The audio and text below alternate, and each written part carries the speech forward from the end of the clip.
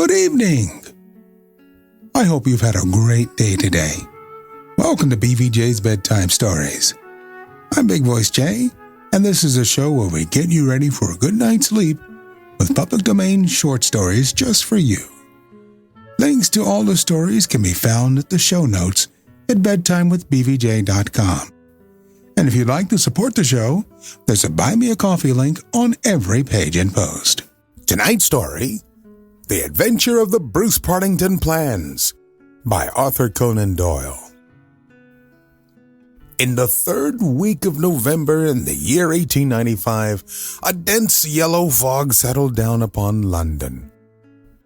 From the Monday to the Thursday, I doubt whether it was ever possible from our windows in Baker Street to see the loom of the opposite houses. The first day Holmes had spent in cross-indexing his huge book of references. The second and third had been patiently occupied upon a subject which he had recently made his hobby, the music of the Middle Ages.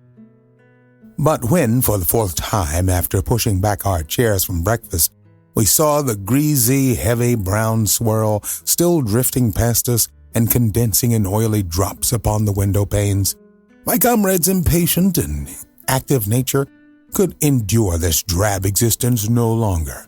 He paced restlessly about our sitting room in a fever of suppressed energy, biting his nails, tapping the furniture, and chafing against inaction. "Nothing of interest in the paper, Watson," he said. I was aware that by anything of interest, Holmes meant anything of criminal interest.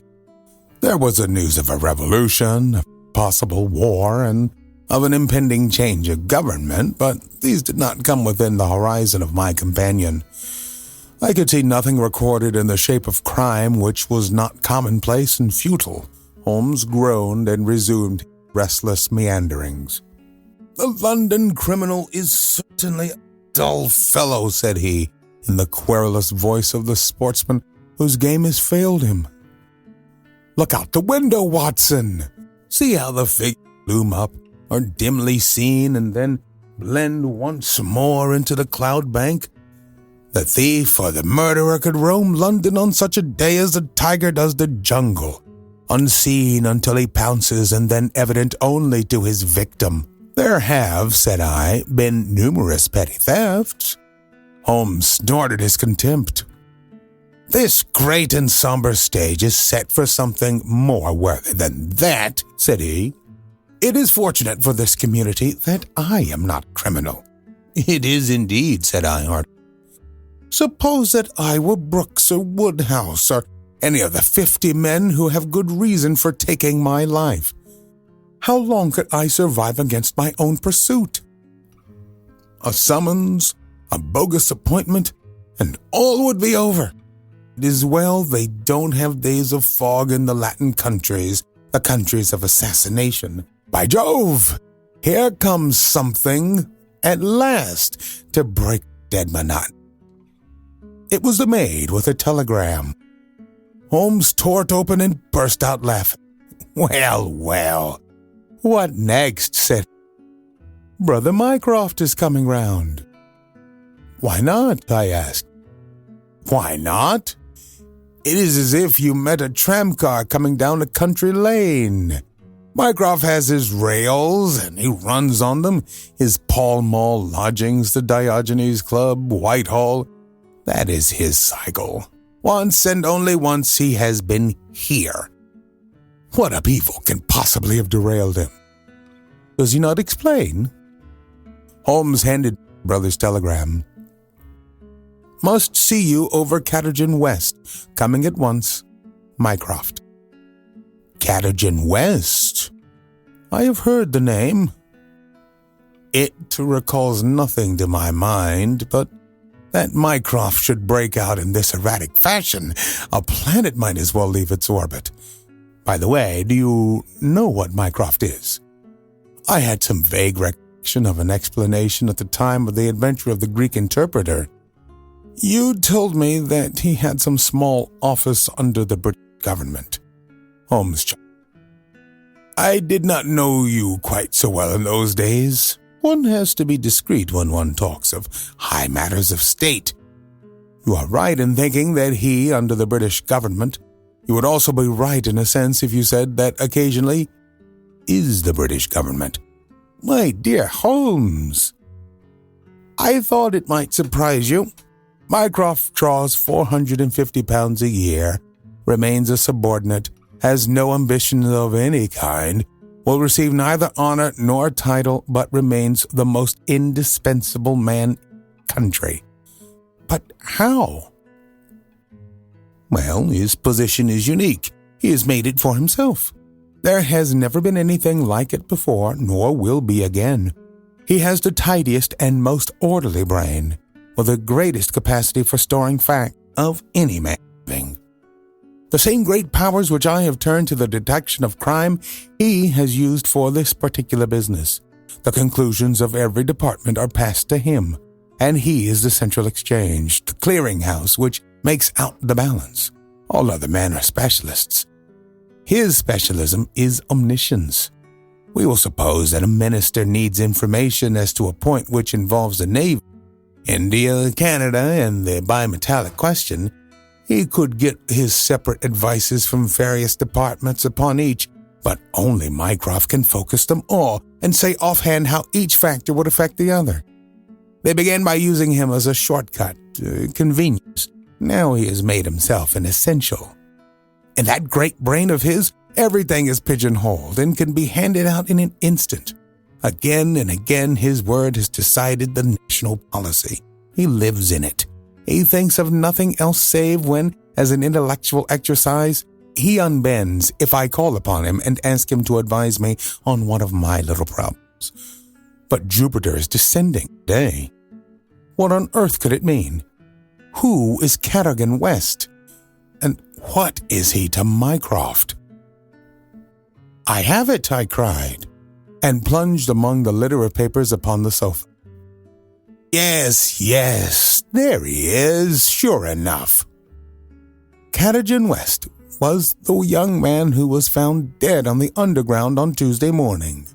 Holmes sat up at attention, his pipe halfway to his lips. This must be serious, Watson. A death which has caused my brother to alter his habits can be no ordinary one. What in the world can he have to do with it? The case was featureless as I remember it. The young man had apparently fallen out of the train and killed himself. He had not been robbed, and there was no particular reason to suspect violence. Is that not so? There has been an inquest, said I, and a good many fresh facts have come out. Looked at more closely, I should certainly say that it was a curious case. Judging by its effect upon my brother, I should think it must be a most extraordinary one. He snuggled down in his armchair. Now, Watson, let us have the facts. The man's name was Arthur Cadogan West. He was 27 years of age, unmarried, and a clerk at Woolwich Arsenal. Government employ. Behold the link with brother Mycroft. He left Woolwich suddenly on Monday night. Was last seen by his fiancée, Miss Violet Westbury, whom he left abruptly in the fog about 7:30 that evening. There was no quarrel between them, and she can give no motive for his action. The next thing heard of him was when his dead body was discovered by a plate layer named Mason, just outside Aldgate Station on the Underground system in London. When? The body was found at 6 on Tuesday morning. It was lying wide of the metals upon the left hand of the track as one goes eastward, at a point close to the station where the line emerges from the tunnel in which it runs.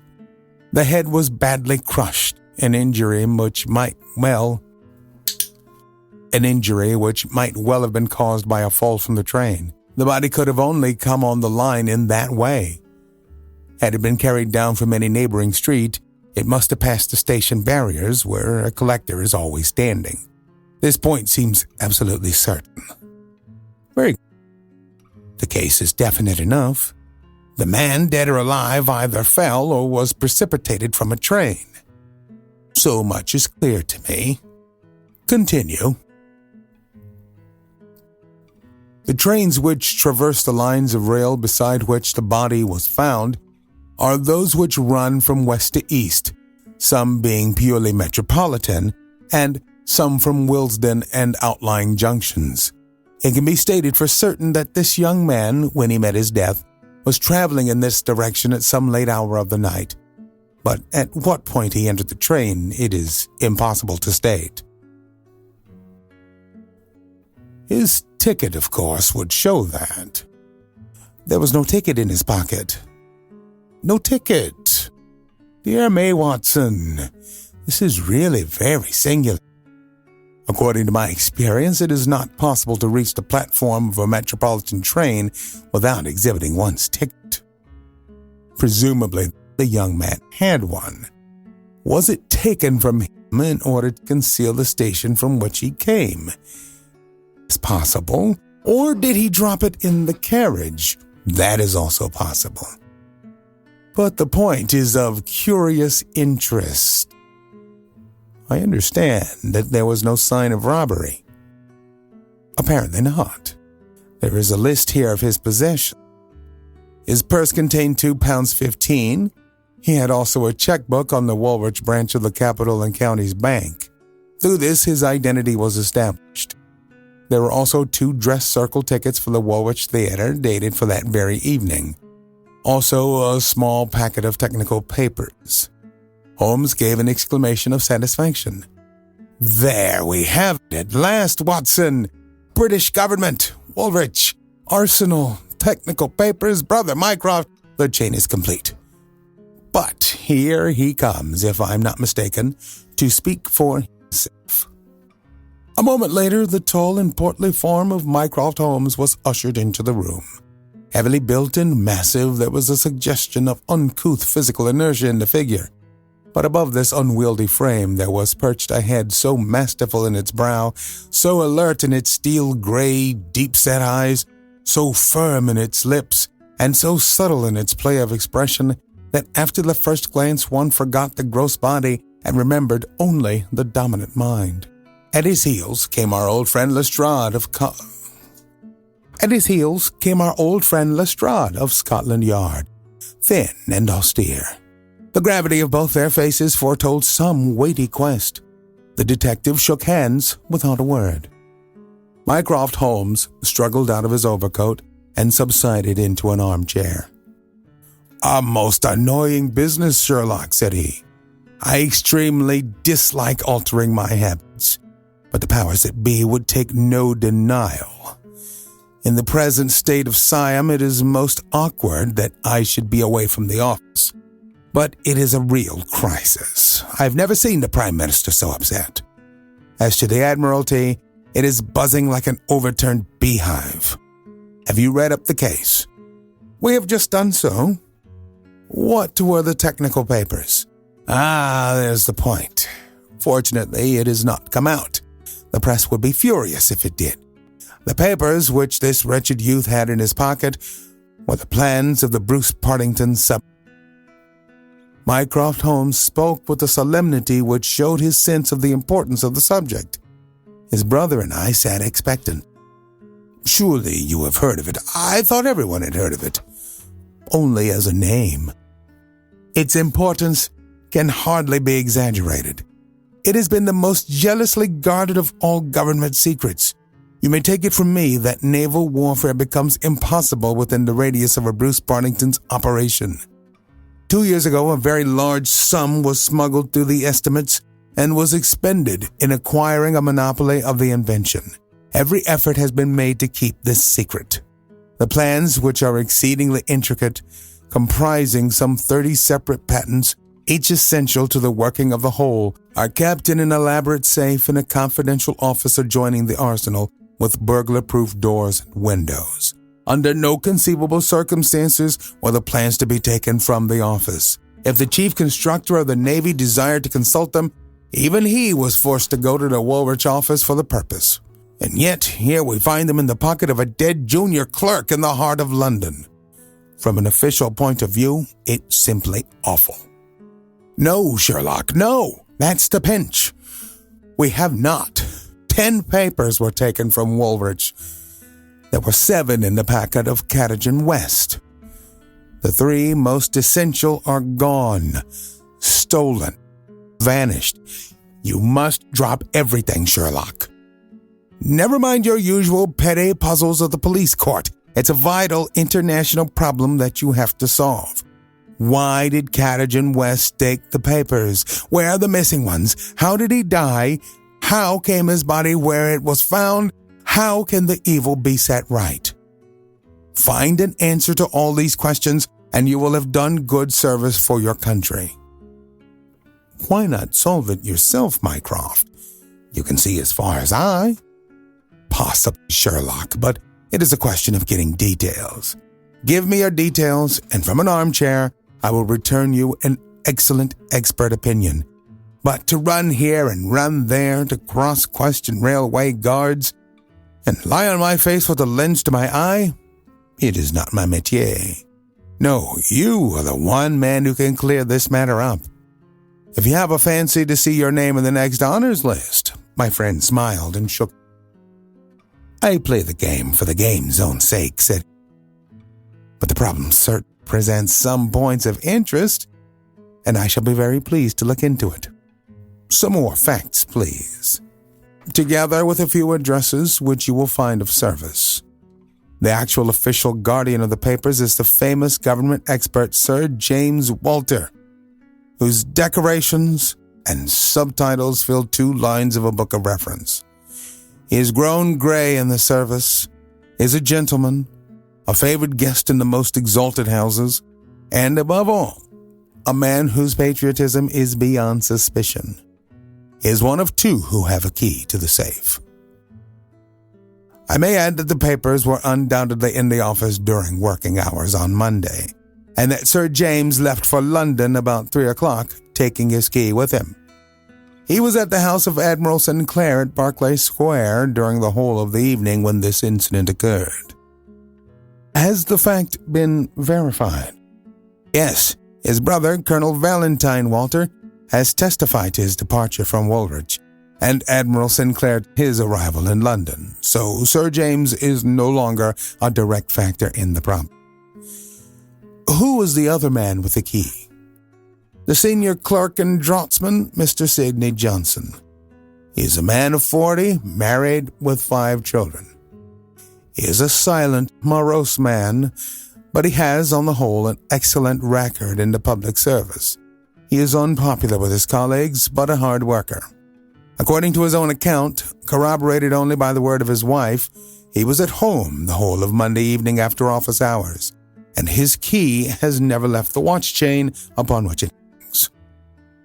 Tell us about Cadogan West. He has been 10 years in the service and has done good work. He has the reputation of being hot-headed and imperious, but a straight, honest man. We have nothing against him. He was next Sidney Johnson in the office. His duties brought him into daily personal contact with the plans. No one else had the handling of them. Who locked up the plans then? Mr. Sidney Johnson, senior clerk. Well, it is surely perfectly clear who took them away. They are actually found upon the person of this junior clerk, Cadogan West. That seems final, does it not? It does, Sherlock, and yet it seems so much unexplained. In the first place, why did he take them? I presume they were of value. He could have got several thousands for them very easily. Can you suggest any possible motive for taking the papers to London, except to sell them? No, I cannot. Then we must take that as our working hypothesis. Young West took the papers. Now, this could only be done by having a false key. Several false keys. We had to open the building and the room.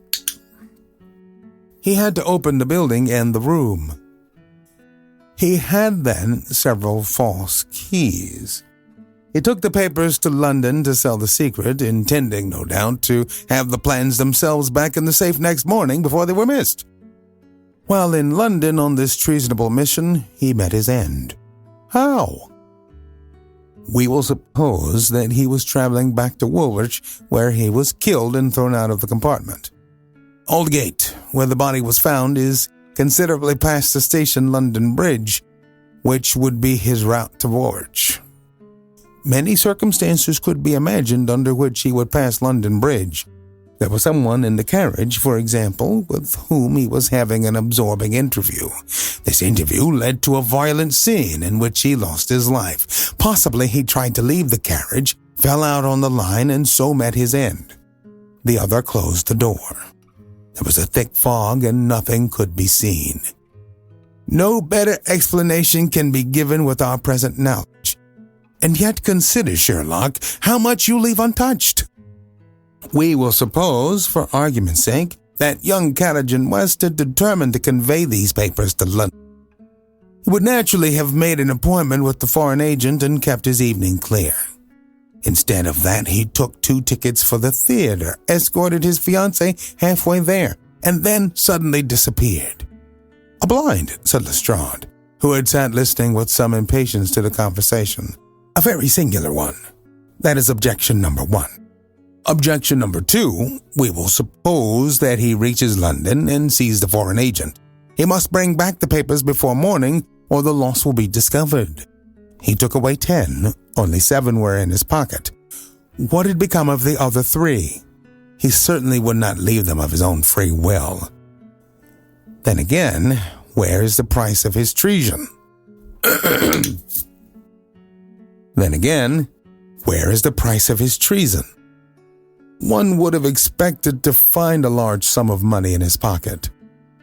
"It seems to me perfectly clear," said Lestrade. "I have no doubt at all as to what occurred. He took the papers to sell them. He saw the agent. They could not agree to a price. He started home again, but the agent went with him. In the train, the agent murdered him, took the more essential papers, and threw his body from the carriage. That would account for everything, would it not? Why had he no ticket? The ticket would have shown which station was nearest the agent's house. Therefore, he took it from the murdered man's pocket." "Good, Lestrade, very good," said Holmes. "Your theory holds together. But if this is true, then the case is at an end. On the one hand, the traitor is dead. On the other, the plans of the Bruce-Partington submarine are presumably already on the continent. What is there for us to do?" "To act, Sherlock, to act!" cried Mycroft, springing to his feet. "All my instincts are against this explanation. Use your powers. Go to the scene of the crime. See the people concerned. Leave no stone unturned. In all your career, you have never had so great a chance of serving your country." "Well, well," said Holmes, shrugging his shoulders. "Come, Watson, and you, Lestrade, could you favor us with your company for an hour or 2? We will begin our investigation by a visit to Aldgate Station. Goodbye, Mycroft. I shall let you have a report before evening, but I warn you in advance that you have little to expect." An hour later, Holmes, Lestrade, and I stood upon the Underground Railroad at the point where it emerges from the tunnel immediately before Aldgate Station. A courteous, red-faced old gentleman represented the railway company. "This is where the young man's body lay," said he, indicating a spot about 3 feet from the metals. "It could not have fallen from above, for these, as you see, are all blank walls. Therefore, it could only have come from a train. And that train, so far as we can trace it, must have passed about midnight on Monday." "Have the carriages been examined for any sign of violence?"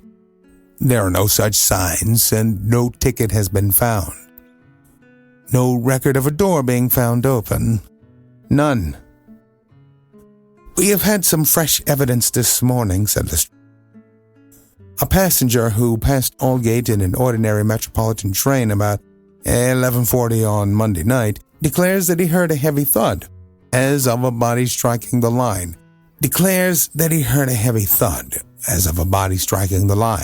Just before the train reached the station. There was dense fog, however, and nothing could be seen. He made no report of it at the time." "Why, whatever is the matter with Mr. Holmes?" My friend was standing with an expression of strained intensity upon his face, staring at the railway metals where they curved out of the tunnel. Aldgate is a junction, and there was a network of points. On these his eager, questioning eyes were fixed, and I saw on his keen, alert face that tightening of the lips, that quiver of the nostrils, and concentration of the heavy, tufted brows which I knew so well. "Points," he muttered. "The points. What is it? What do you mean?" "I suppose there are no great number of points on a system such as this." "No, they are very few. And a curve, too. Points and a curve. By Jove, if it were only so. What is it, Mr. Holmes? Have you a clue?" "An idea, an indication, no more. But the case certainly grows in interest.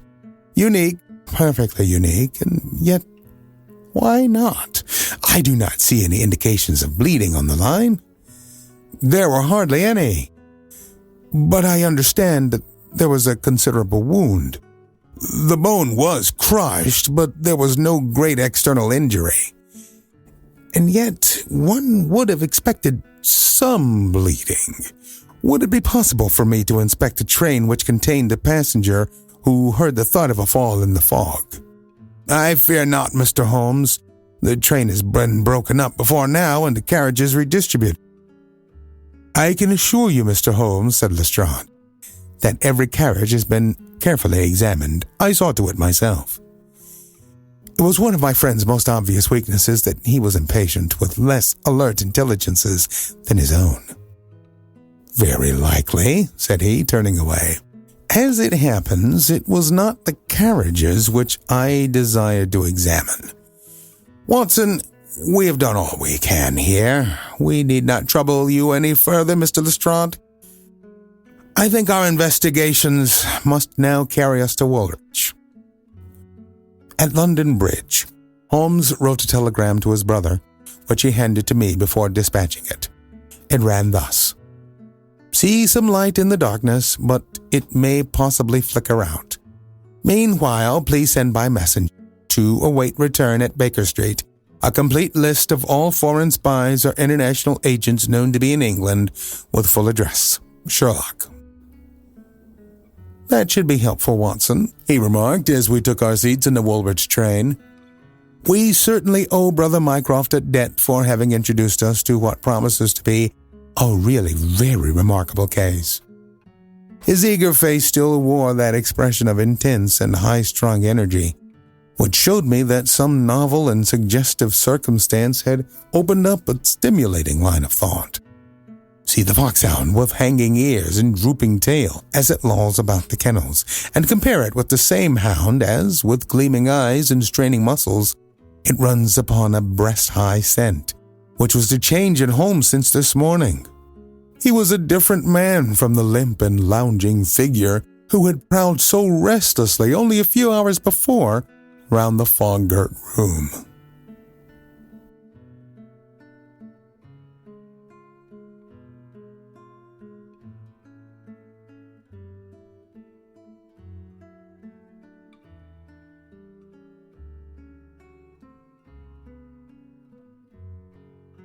We'll return with the story on our next episode.